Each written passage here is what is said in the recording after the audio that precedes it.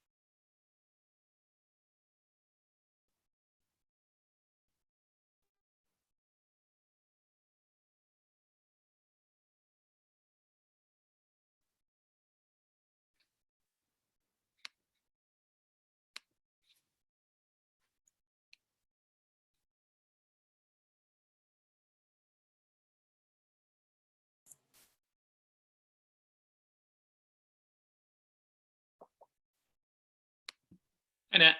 Hey, Dave. Hi, Mary. Hello. So you had a decent turnout, huh? Yes. It was like 65, 70 people. Yeah. That's great. It's great. Were there questions that were put in the box? No, but I did let everyone know that we'd be sending out the Yeah. feedback form and that they could ask questions as well as provide feedback for future kind of information sessions. So Nice. Hi, Kelly. Hi, how are you? Good.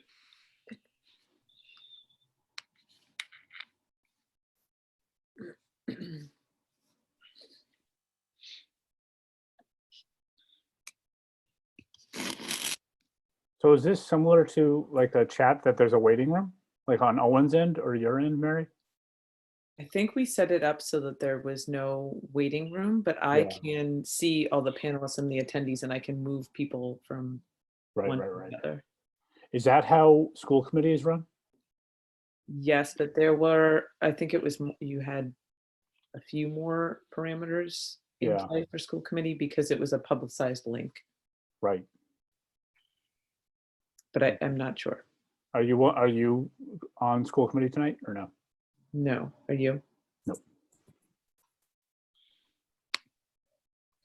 Hey, Heather. Hi there. Hi, Heather. Hey, Hi. Hello, good afternoon. Well, good afternoon.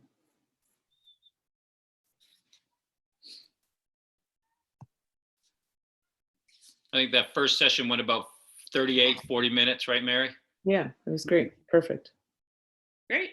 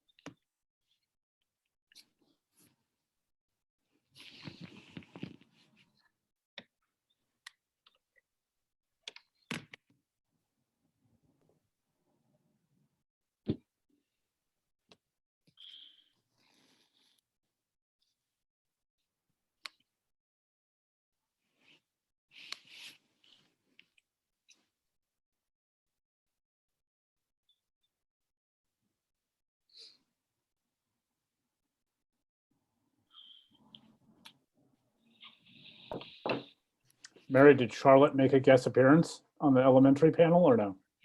She did not, but that's not to say that Finn or Charlotte might make an appearance at this one. They There are was both here and both they both love Zoom, I'll tell you. So this morning, Kath, Tom, and Mark offered a 10 a.m. like optional workout for kids. And Kath's like, it was like around the nap time for her two kids. So like they're crawling in, And Kath is like modeling squats. Colin hands her the baby, so doing squats. It was That's hilarious. great. It That's was great. It was great. It's true. Well, this was great. I was just in my thing. I was talking about having. I was just about to talk about, a 10-year-old. Anybody can experience, relate to the experience of having a 10-year-old all of a sudden look like a 14-year-old with their crying jags and this, or their mood swings, and then Leah was literally, as I was saying that, I had to mute it because she was stomping up the stairs, stomp, stomp, stomp, stomp, stomp, saying, "Fine!" down the steps. And I'm like, oh my God. Right on cue. Right? Perfect. It couldn't have been any better. So I just had to turn and like laugh and say, "Okay, sweetie, you're okay." See, and I have the other end where my daughter was like, "You look a little bit lonely. Do you want a stuffed elephant with you?" Yeah. Nice. I do have a nice stuffed elephant added. Oh, that's good. There was a great New Yorker cartoon that I saw yesterday that had, like, it looked like a guy like on a work Zoom call, and his two cats are right there, and one cat says to the other, "Remember, when the boss gets on, that's our time to get really cute and distract the boss." It's not It was hilarious. great. It's the new normal. Oh my gosh. Yeah.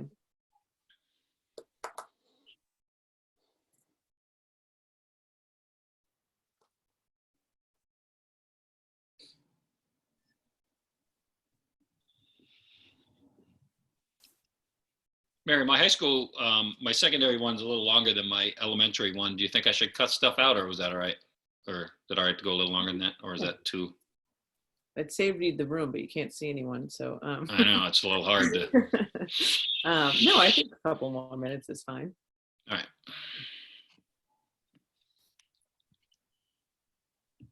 If I start moving your slides along, it's a subtle hint. That's my hint. A virtual hook. Apparently I get wordy. That's from my wife. Yeah. I've never heard that feedback about myself, Dave. So in written form, oral Yes. form, Guess we can only embrace it. that's it. So I hopped on that part of the session today with the ruler from Yale thing at 1:00. Oh, you did? Was it Yeah, good? it was good. It was definitely, I mean, I obviously it was read that way, but it was geared towards parents. But it was really accessible, I think, for parents understanding that idea of the mood meter. And Oh, good. They put out some great stuff. Yeah, I'm starting to gravitate towards them more now.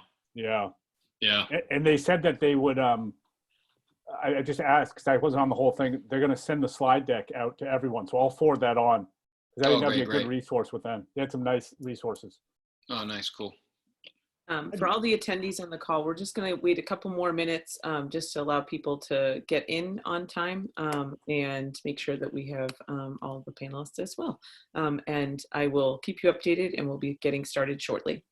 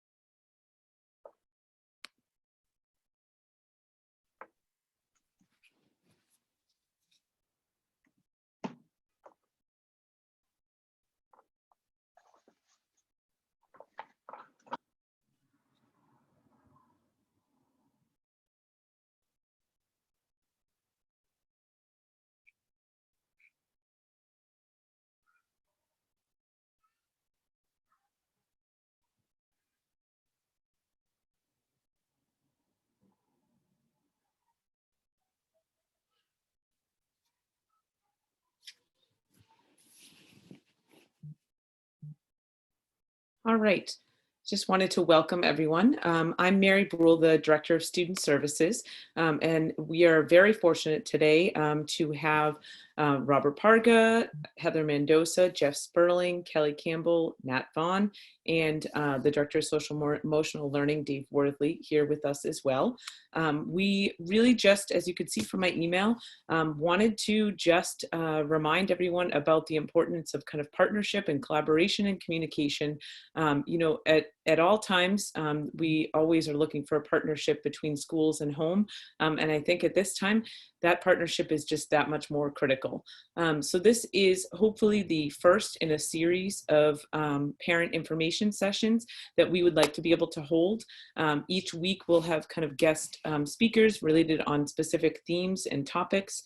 And at the end of this session, I will be sending out a feedback form for feedback about this session, as well as for some suggested ideas for future sessions that you may have. So if you have a particular topic that you feel that you would really love some more information, and it seems as if we're getting kind of global interest across the district, we're hoping to be able to offer one of these sessions each week, as I said.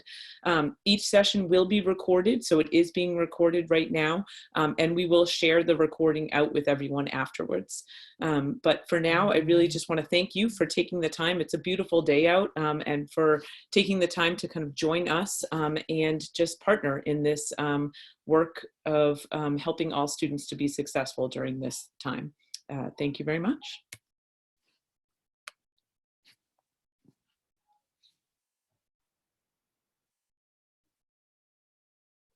Okay, well, thank you guys for coming. It's nice to be chatting with you guys. We can't see you, but it's nice that to be able to kind of talk to you a little bit. First off, know that we miss the kids terribly. We talk to each other over and over and over in hundreds of meetings a week, it feels like, and we're getting tired of looking at each other, but we really do miss your kids and some of the interaction we have with you guys too. So I'm Dave Worthley. I'm the Director of Social Emotional Learning.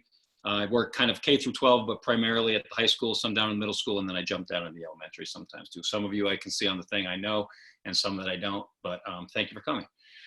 So I think the first thing we want to do is say thanks for coming out to listen, and thank you for the people that sent some of the questions along. We want to tell you that we fully understand that this is hard.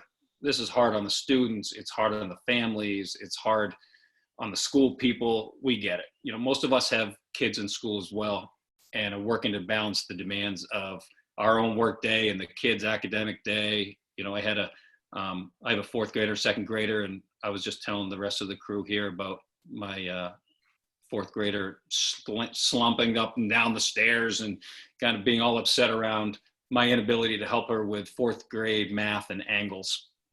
This is hard on everybody. We get it. I've been lucky enough to meet with seniors a couple of times, juniors, and I'm the varsity baseball coach, so I meet with my 20 or so baseball players every week. And, you know, we also have administration, guidance staff, psychology, adjustment, nursing. We all meet every week to discuss kids who might be struggling or having any kind of difficulty with social stuff, emotional stuff, medical stuff, academic stuff. So we have a pretty good sense of the toll that this whole process is taking on your kids and the stress that this is causing on and placing on your whole family dynamic. I think that we want you to know that we see this as a traumatic event, plain and simple. Other than like a family death, this is probably the biggest thing that's ever happened to your kid in their lives. The good news is that we're working to adapt to our new normal together. You know, countless hours are spent each week looking at best practices for the kids in this community. You know, Medfield is a very unique place, and what might work or sound good or look good in Westwood or Dover or Sharon or Canton or Taunton may not translate to Medfield. You know, I know that things look very different in my little small town, which is just a little bit south of Medfield. And I've heard the same thing from most of my friends and colleagues that everybody's kind of struggling with the same kind of concepts. What is the same across town borders, however, is the impact that the situation's having on our kids. And we're working hard to figure out the best course of action moving forward. You can go to the next slide. So I don't know if anybody recognizes the name of John Dioria. He is, right now, he's the Director of Leadership at William James College, but he's worked at Century 21, Teachers 21, and the MSAA. He's a superintendent at Canton for years and years, a 40-year educator in this area. He's kind of a very well nationally recognized person in education. And he said in a webinar last week something that really struck me. And I'll paraphrase it here because I won't do it justice. But he says, just as the scientists are working to figure the virus process out in an ever-changing landscape, educators are working to figure out this education process as well. Educators are the scientists of learning. That's the piece that really struck me. We're trying to figure out what works and what doesn't work and where we should focus more or less of our energy. I love this because it captures the true nature of the situation we're in. This whole thing changes daily, and we're working hard to change with it. I know when we were having our meetings with the students, we were lucky to have Dr. Marsden in there and Mr. Parga and Heather Mendoza and Jeff Sperling. And I know that Robert's whole tagline was, whatever it looks like right now, wait a week or wait 5 minutes or wait 2 weeks, and it's likely to change. And that's true. Things are changing rapidly. Think about this. We talked about this earlier. In 4 weeks from now, there'll still be a couple of weeks left. So this is hard and we get it, but we're trying to work with each other to make the changes work for the kids. I know that a lot of parents are going to be concerned that their kids are going to be behind academically. Please know that we're looking at a different animal as far as what would be expected when they move into a new grade. We're working to ensure that we meet your kids where they are in terms of content. We're going to support your kids and know that the standards are likely to change too. We just did this same type of session with the elementary parents, and a lot of the elementary parents were concerned like, oh, my first grader is not going to be prepared for second grade. They're going to start, my kid's going to be behind. Everybody in the world is basically in the same boat. So they're going to change the standards and it's going to be okay. And everybody's going to be where they need to be. And we're going to support that to happen. So just try not to stress too much about that piece. But we do fully understand that families are struggling with this new way of delivering the education to your kids. We don't expect you to be homeschool teachers. We just ask that you support the learning process, encourage your students to finish out the year on a high point, and to attempt to embrace learning for learning's sake. But we all, and especially me, understand that this is easier said than done. Since the announcement came that we would not be going back to buildings, kids have really been struggling. We've heard from several kids that they feel like the only parts of school that they're responsible for are the parts that are less fun, and that the other developmentally important parts of school and of the educational experience, namely social interactions and extracurriculars, have been taken away. And they're right. Quite honestly, they're right. This is very real and valid feeling for kids. And it's hard to stress how big the social component is for kids. It's a huge deal. I was there the day that the Board of Health opted to not be able to have the play. I have 7 seniors on my baseball team that will never play. I get it. This is a big deal all the way around. So as far as kids go, we're hearing a lot of uncertainty from seniors about going to college next year, and from juniors about how this affects their college plans in a year and a half. And they're worried about the ACTs and the SATs and the time they spent doing that. And seniors are worried, should we be going to college now, or should we take a year off? Should we be looking at a gap year? They had a plan basically for many, many years in a row. And now it's been all kind of put on shaky ground, and it's hard. And, we're seeing a lot of sadness around being taken away from school and friends. And as you know, that when the mood devolves, the first thing to go are the attention to detail and the commitment to academic work. So that's just something to really understand. You might have noticed in your own house how the moods and the ability to stay well hinged varies from day to day. Both kids and adults are reporting some significant struggles, both emotionally and academically. I think for our more resistant learners, just maintaining contact between themselves and teachers has been a real challenge. For our top achievers, not having the routine or the academic push and the in-person connection to school has been a real challenge for kids. And for kids in the middle of the pack, which makes up a big number, I think the engagement depends on the day, which also equates to inconsistency and has been a challenge. I speak to guidance counselors all the time, and they are, kind of on the front lines and hearing what's happening with their kids all the time. And this has been a big issue.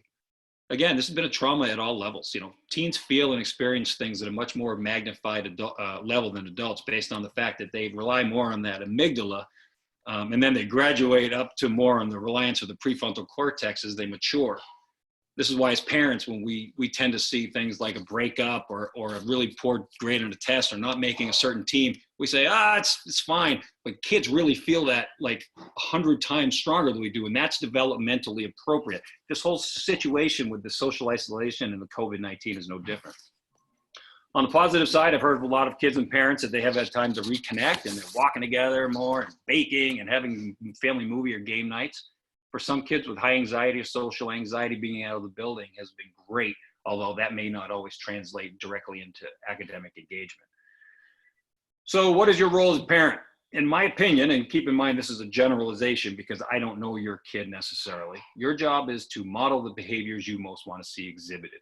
Right? Your job is to support the learning process, different as it may seem, and encourage a solid effort. Sometimes your job might just to say, enough's enough, no more school today, that's enough. We depending on what's happening in the family, we come up with our guidelines and our ideas about what we're trying to assess, but the reality is we don't know what's happening in your houses. We get it. There can be death, there can be sickness, there can be happiness, whatever it is. Only you guys know that, so that's your job, is to figure out when is enough's enough. Your job is to take the emotional temperature of your family and do the best you can and monitor your own mental and physical health. Monitor the work and encourage your student as he or she learns to organize the work and support completion while giving your child more room to succeed and fail as the age increases. We have Rachel Simmons coming to you on May 19th to talk about pandemic parenting, so I'll let her speak more about that point. Hopefully some of the other webinar offerings have looked good as well. Mr. Bond was talking earlier. He was able to get onto the Yale emotional regulation webinar for a little while today and thought that was very helpful and geared towards parents. So a lot of this stuff coming out. When I see things, I will try to get it out to you, but I also don't want to overwhelm you with stuff. I know you guys get a lot of emails, a lot of correspondence from the school, and I don't want to be a burden to that. So I'm trying to strike that delicate balance. We asked parents to send in questions, so I thought I'd give a thoughts on a question that I've answered several times over all these years. And basically, for teens and preteens, how important is it for them to maintain a schedule imposed by their parents? I heard one news report saying that because normally teens and preteens would be branching out and gaining independence, the parents shouldn't impose a schedule on their kids and instead let them have control over the part of their life. My kid with ADHD definitely needs a schedule, but not sure how to balance this push and pull between independence and control. This is a great question. Keep in mind that, again, this is generally themed as I don't know your kid specifically, but I think I just want to really let you know that it is developmentally appropriate for teens to look for more independence from families and parents. This, as much as it's hard to admit, is the way it's supposed to work. The problem, again, lies in the brain development. We know that the brain won't stop developing till about 24 and a half, and that it matures from the back to the front. So that means that the frontal lobe, which is in charge of the executive functioning, which are things like time management and impulse control and attention to detail and things like that, is not fully developed yet and can be quite immature. So many teens and tweens are very reliant on their social networks, so this is all very hard on them. It can be harder on them than us, realistically, in many ways. I wonder, can any of you guys relate to being annoyed by the sleeping patterns of your teens recently? I know that I'm always talking to my baseball players and the seniors and juniors around sleep patterns. And I spend a lot of time talking about sleep and nutritional psychiatry, as I really believe that sleep and nutrition are the foundation for cognitive functioning and mood regulation. And they listen, but they're wired differently, so they don't always necessarily follow along. Just telling a teen to stay inside and away from friends isn't always as easy as it seems. But during this pandemic, hanging out with friends can literally put lives at risk. So explain the risks of the behavior and model the behavior you want to see. It is true that your teens and tweens need more freedom to make choices and have more privacy. However, they also need to have a good sense of how to develop as a good, responsible young adult. So rules and structures should still stay in place with the understanding that some pushback is normal and necessary. They're going to push back. This is a complex concept for people who are more comfortable being in control.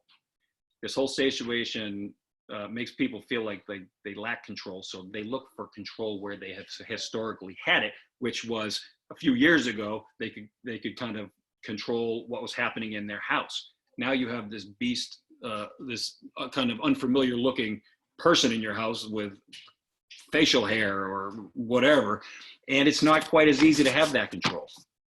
So it can be hard. And the teens and tweens are also looking for their sense of being in control of their own lives. But again, that's developmentally appropriate. So allow some increased flexibility and a little more freedom, and base the amount of that freedom on what your own kid can handle.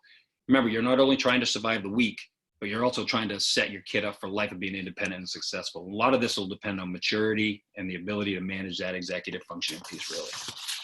So I just put on the last slide, to work together to create a new normal, help your team create healthy and productive routines, stick to a schedule, try to make dinner, look for natural transition times, and allow that downtime. It's normal for these kids to crave more privacy and more space, but don't let them completely fall off the grid. So, and there's a book that I haven't read yet, but it's on my summer reading list by Christine Carter, The New Adolescence, speaking about teens. It gets high reviews and looks pretty good. So with that, I will turn it over to the next people, and I appreciate the time and listening. Sorry I get a little long-winded. It's like all the stuff I'm passionate about all at once. So onward.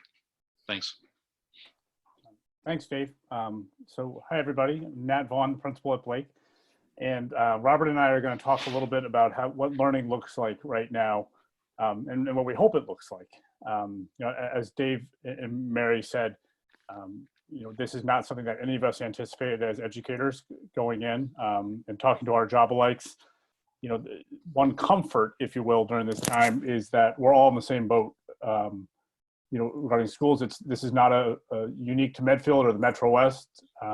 Educators across the nation are all working on this as well, and we are making it as we go. I'd be remiss in also not thanking all of our teachers and staff and support personnel across the board. It's just been a phenomenal adjustment. Not perfect at all, and we know that, but that's okay.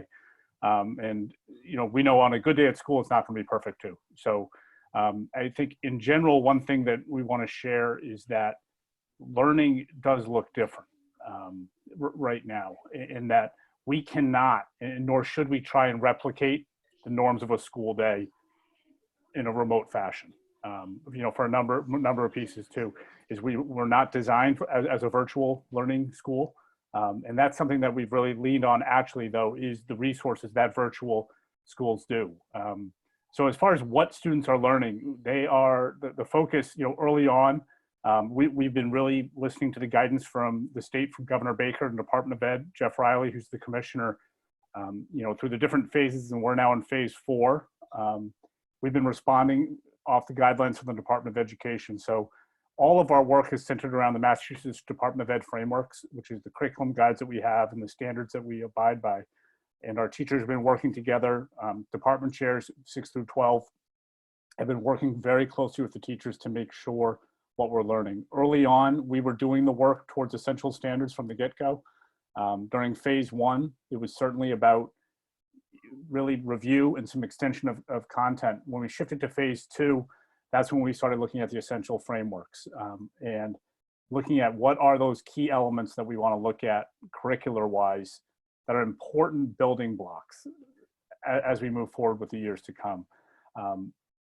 With about 2 weeks ago, we got the department's guidelines for what the state had identified, truncated versions of the frameworks, what they were calling essential standards. In Medfield, we've been calling them power or priority standards, that we've been doing some work, and our teachers really did some robust work, a lot of work to align and look at what are our pieces that we are going to map out as we move forward.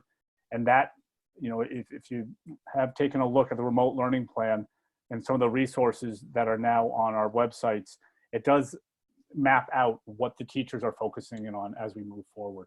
So that's what the students are learning. It's all content related. As Dave said earlier, one piece too that it'll come up again, people have questions about the fall and different things about being behind. We know that our curricula is going to adjust for the fall.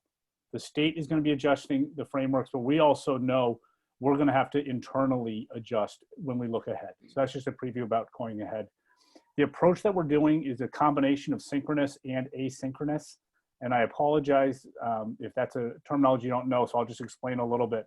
Synchronous instruction in an online environment would mean something like we may be doing right now.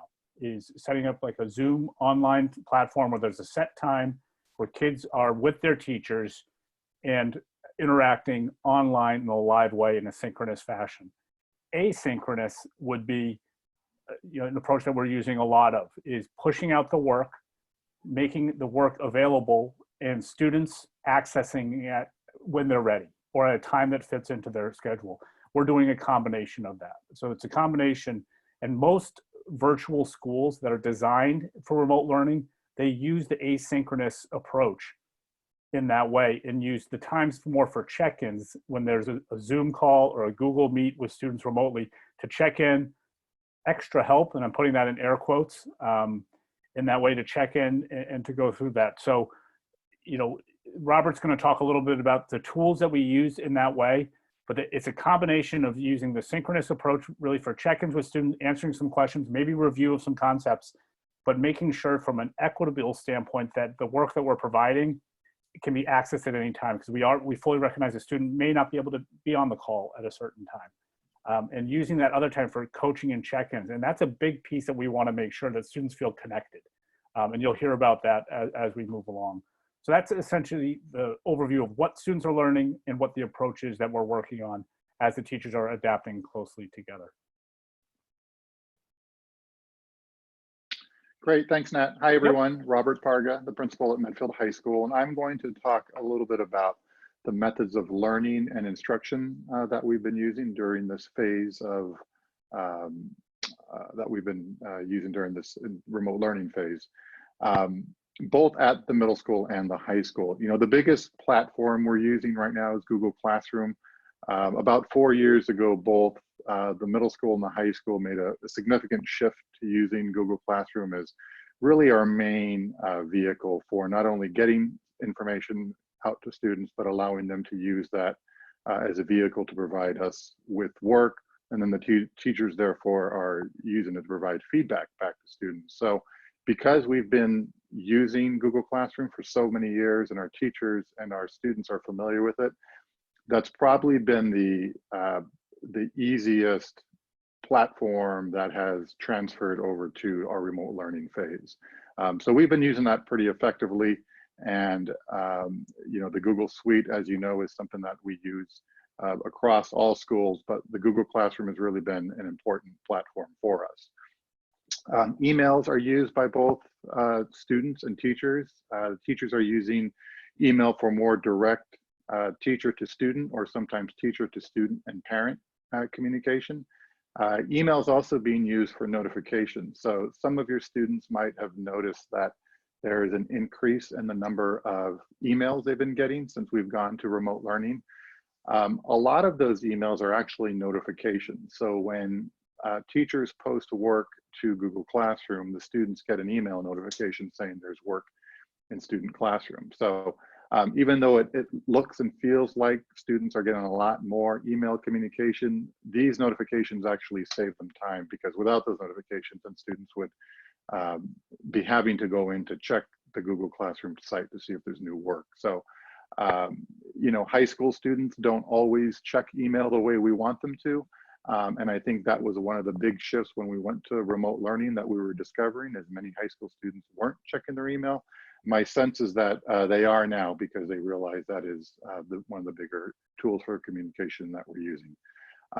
Teacher websites are used for learning, probably a little bit more so at the middle school than the high school. The teachers will post various resources on their websites for students. At the high school level, we're primarily using Google Classroom for posting those resources, but we are still using websites, and some of the non-teaching departments. Our guidance department has a robust website. Dr. Worthley's RISE program has one as well for the Office of Social Emotional Learning. But teacher websites are definitely being used, certainly more so at the middle school. Zoom has probably been the newest program that we've incorporated, that we've gotten a lot of use out of. I'm not sure how many, a lot of us were familiar with this program before the school closures, but it's allowed us to work with students using student check-ins. We've used it for delivering instruction. Administratively, we've been using it for a lot of meetings What we're finding is with our teachers, they've got a couple of options. We've created these windows of Zoom time for them to use with students. And what we're starting to see a little bit more of is teachers kind of breaking up the 20 or 30-minute time frame into 2 equal time frames so that they're able to split up their classes and work a little bit more in small groups. Recently, we opened up a feature called sorry, I'm losing my train of thought here.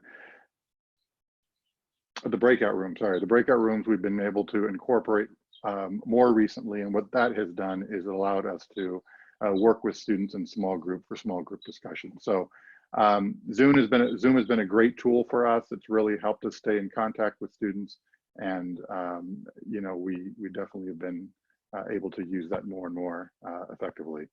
Then there are other programs that you may be familiar with, and certainly our students are familiar with, Screencastify, Padlet, Flipgrid. Those all sort of take the flipped classroom approach, if you're familiar with that. What the flipped classroom approach is a method of instruction where the teachers actually deliver the content via vodcast or Screencastify or some sort of recorded video package. The students access the content, and then when they jump into the Zoom, the instruction has already been delivered, and now we're able to work with students on the content. So it's just a flipped way of delivering instruction. We do it for some of our classrooms at the high school, where the students will at home get the content and then come in class to do the work with teacher instruction. So those are methods of learning and instruction that we're using both at the middle school and the high school level. Thank you. So I'm going to jump in. I'm Heather Mandos. I'm one of the assistant principals at the high school. So thank you for joining us this evening. I just wanted to talk quickly about some of the ways that people are receiving feedback. A lot of it is interesting because of the fact that most of it mirrors how the students have been receiving feedback throughout the school year. And it goes directly to students, but there are definitely, you know, some features that would go through parents when it's more paper-based, but because I think there's more computer-based feedback, you're not seeing as much of it.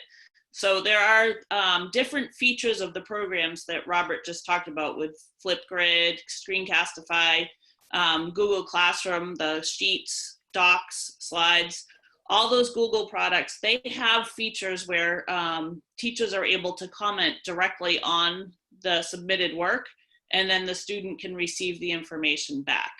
At the high school, I know we have recently done report cards, and our comments went out last week. And then we have open grade books at the high school for most teachers as well, where you're able to kind of get at a glimpse, get you know, an idea of how your student's doing. Right now, it's a little bit more vague because it's more of a, did they do the assignment? Did they not do the assignment? But it is, you know, some feedback if that's something you're interested in. Emails, I think if you have very specific questions that relate to your child's schedule through Zoom, or questions about the Zoom features, about what's going on in class, I always think the classroom teacher is the best source of information for answering those questions. I think at either the guidance office or the main office, we're very happy to answer emails, but some of the more specific questions are just better answered by the teacher. I know a lot of the teachers have regular office hours at the, you know, some are doing them at the end of the day, because our school day now is starting so much later, just to try and meet the needs of the kids. Some of our office hours, I think, are happening earlier in the day. It just depends on the teacher. Zoom calls, phone calls, Google Voice appointments, those are some things that are happening. I think the phone calls and Google Voice appointments are more with some of our AP students to get them prepared for the AP tests that are happening next week and the week after, specifically for language-based exams, just making sure that everybody has everything in order since the tests are happening at home. So those are just some of the ways that I know that teachers are giving feedback at this moment, but we always would encourage you to ask more questions if you feel like you're not getting questions answered or whatever. So I think Jeff Sperling's up next. Hi, everybody. I'm Jeff Sperling, the other assistant principal at the high school. So for the middle school parents, nice to Zoom meet you, and we'll certainly have opportunities to meet in person soon enough. So just kind of picking up on some of the stuff that's already been said, one of the pieces that we've really continued to focus on is the difference between the accountability, providing work for kids that's meaningful, that they value, but also having that flexibility that certain families and homes are going to require. So in any given day during a school day, we've got opportunities for kids to kind of be met at their level, to get supports that they need to be successful. We want to try to mirror that as best we can during this distance learning. And we've certainly taken tips from the Department of Ed and the commissioner and really tried to put that into practice. But finding that sweet spot is certainly a challenge because every kid's situation is different. Parents' expectations of what the school should be providing or how accountable are almost split 50-50, I think, between it's overwhelming, the work is coming in, I can't keep up with it, to it doesn't seem like my kid has enough to do and we'd value more. So for us as a district and specifically now the secondary, middle, and high school level, really trying to look at how we can meet people where they are, but also take guidance from kind of the powers that be above us. So one of the pieces we've really focused on, and we've turned the corner a little bit, but is the engagement and then reasonable production. So reasonable production will vary from student to student as well. And we've continued to remind our teachers of that what one student is capable of in any given day in terms of production or getting assignments submitted, that may not be the case in a different household. If there's 3 or 4 students that all have Zoom sessions and there's maybe one Chromebook or one laptop that's accessible and mom and dad might be working from home. So we're just trying to balance that and still value their time, make sure that they're getting something that they feel is educationally sound, but also trying to have some flexibility and maintain that balance. We really want to make sure that kids see this as a way to be successful and that there's no punitive, we're not hiding behind the bushes trying to catch kids not doing work. We really want to make sure that they have an opportunity to produce what they can produce, put their best foot forward. We'll support that in any way we can and allow kids to finish the year on a positive note and kind of regroup and get ready for hopefully what's a more conventional start to the next school year. Like we discussed, where we've sort of evolved into these phases, I do see that probably continuing a little bit. My wife is the math specialist at Memorial, so I see what's happening with the kindergarten and first graders. I have a 5th grader and a 7th grader in the King Philip district. So it's all similar, but it's different. And we're trying to balance that as well. So the feedback we get from students, obviously our seniors are extremely disappointed and sad and worried about the future. And then we've got our underclassmen that I think are trying to put their best foot forward so that they end up where they think they should be at the start of next year. And we're going to meet them exactly where they are. I think it was Matt that maybe mentioned that wherever kids show up on our first day of school, whatever that looks like, is where we're going to take off from. And we'll have those supports in place that need be. One of the pieces at the high school, we have credit. So I know there's been some conversations about kids earning credit for these courses and what happens if they're not able to complete the work, or if they can't attend all the Zoom sessions, are they going to lose credit? And that is absolutely not anything we're looking for.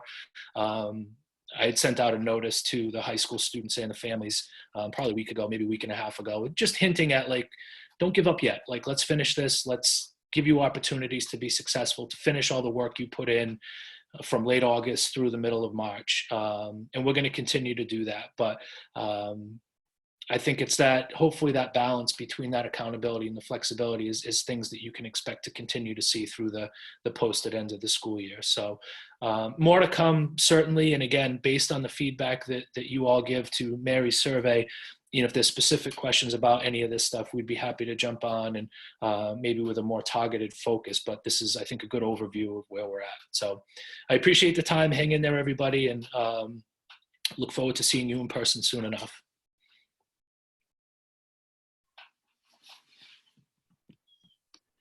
Hi, Kelly Campbell. I'm the assistant principal at Blake. I'm going to talk very quickly today about how your child will be supported moving forward and in order to be able to move forward, but also a little bit about what we're doing behind the scenes to support students.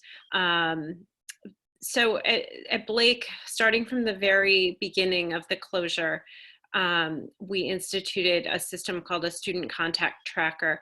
And it was essentially a spreadsheet where all adults at Blake who come into contact with a student would sort of keep track so that we would be able to look and have an overview of any student that we weren't hearing from at all, whether they weren't showing up for a Zoom, they weren't responding to emails. And that was coming from a place of making sure that all kids are well and supported, and it's not intended to be evaluative in any way. It was really just a way, as we don't know what day of the week it is, I'm sure all parents are experiencing that. Wait a minute, is today Wednesday or Thursday or Monday? It's also tricky to keep track of, wait, when did I last see that child on a Zoom? It's a way to keep all of our staff connected as well, whether you're part of a cluster or you're not on a cluster. Everyone can contribute what their experiences are and what they're seeing with kids. And then that information becomes really important as we continue to meet. We meet as clusters, just like we did at school. We Zoom as a group of cluster teachers with the guidance counselor. The support meetings continue to happen. I pop into as many of those as possible. We continue to meet as a TeamWorks Plus group, which is our guidance, admin, mental health support, special ed. And that is where we look at, what concerns are coming up, what students need more support, whether it's social emotional support, academic support, access to what they need, whether it's Wi-Fi or a Chromebook, or just, this is hard and I need some help with an explanation of what I'm supposed to do. And also, I think another big area that we've tried to support is helping students with just, where do I start? When do I need to be where? How do I break things down? How do I approach a task? So all of those executive functioning tasks that are challenging for middle schoolers anyway, how can we support them from afar? And that has been a big topic. Our number one method has been for teachers to just reach out to kids and email, and oftentimes copy the parent so the parent can be in the loop. But if kids can independently navigate it, that's great. And they can respond to the teacher and say, hey, yeah, I know I forgot to turn it in. That's been a big theme, kids doing work, but that last step of actually submitting it sometimes is what trips them up. So trying to encourage that communication between teacher and child, but also looping parents in, because the middle school kids are obviously in a different place developmentally than the high school students. And that so far has seemed to be a really effective way to communicate. Believe it or not, we are planning already for placement and transition, which seems very, very surreal to me. It seems like there should be a marathon going on, and we should be biking, and we should be planning all of those really fun end of the year things. That's sort of what cues me to start thinking about placement. But we are doing it behind the scenes, working together, and acknowledging that it may look very different. We're not sure. That will depend on the guidance that we receive from the governor and from the state. But knowing that regardless of what it looks like, all of those supports that are always there to help children transition will still be there. The guidance counselors will still be a huge part of that. The teachers will still be there to meet kids where they are and welcome them in and reassure them. And middle school, we're very, very lucky. I think, as Nat often says, we're not bound by credits. I'm very grateful not to work at a high school where I have to figure out how to make this all fit into that, those expectations. And we are monitoring kids' attendance, but really with the end goal of ensuring that kids are okay. If you haven't, it's not about, so I've gotten a few inquiries. Do I need to call my kid in sick? You don't, but if no one sees your child, you might get an outreach saying, hey, just checking in, haven't seen your child on a Zoom and haven't, just wondering if everything's okay. And it really is very much from a social emotional standpoint. What about next year? I think that Dave Worley already kind of addressed this, but to echo what he said, we're going to meet students where they are. We are not expecting a typical reentry. We're not expecting kids to come in the same place that they necessarily would have been at the very start of 7th grade. And I was thinking the other morning, my husband said, we got a puppy during the pandemic, which was, I think, a common thing. He said, how are we going to do this when we all have to be out of the house in the morning? I said, yeah, good question. We didn't really think about that. But I think just that whole transition of getting kids to school at such an early time again, and helping them reestablish the school-based systems of organization that were so familiar to them.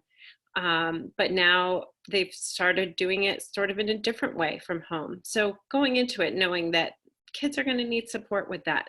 They're going to need some grace, and they're going to need, we're going to have to look at where each child is and then assess what they need and how things might need to look different.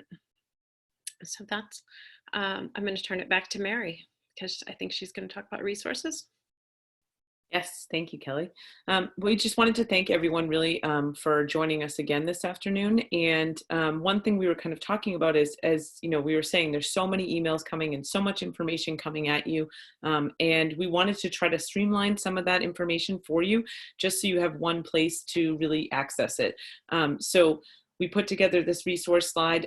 Many of you may be saying, this is wonderful to have, except I don't actually have it and I can't click on the links right now. I will be sharing this out with everyone afterwards. So you can feel free to kind of save that slide that just goes through the DESE family guidelines, some things specific to Medfield, including the Medfield remote learning protocols and guides, the Medfield Office of Social Emotional Learning, the Medfield resources for instructional continuity, the Blake guidance page, as well as the Medfield High School guidance page. And then just a short, brief kind of thing from future parent workshops that Dave Worley had put together earlier this week that just goes through the Rachel Simmons thing that he had referenced earlier, as well as a few different opportunities. And as I said, my hope moving forward is this is the first really kind of kickoff of sessions that we'll be able to partner with you in moving forward, because we want to make sure that we are able to kind of address some topics that are of interest to you, or are things that you're struggling with at home, or things that are going really well, and you'd just like to have some, more information about them. So for all of those reasons, I'm hopeful that the form that we share with you afterwards, you'll be able to take a moment to fill out and to move forward.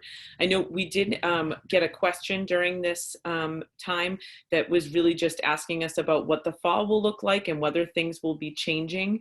And I think at this time, we are kind of planning for anything and everything, unfortunately, because we are waiting for more guidance, both from the governor as well as from the commissioner of the Department of Elementary and Secondary Ed. And we're hopeful that we'll be back in full force, but we're also kind of aware that we might need to be looking at a variety of different ways that we can continue to support students. And until we have more guidance, we really don't know what the fall will look like. But as everyone has said throughout this call, the biggest thing is that we will adapt and we will meet kids where they're at. We will make sure that we continue to partner with families and partner together to make sure that kids can be successful, because no one's ever gone through this before.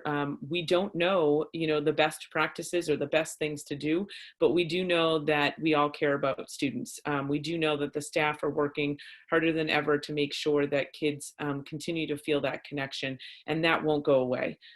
So what exactly the fall will look like, I can't say, but I can say that we will together get through, any changes that need to occur even in the fall. Again, this session was recorded. I will share out the recording of that, and I'll share the slides as well as the kind of feedback form with everyone afterwards. But thank you all for joining, and I hope you have a wonderful rest of the day.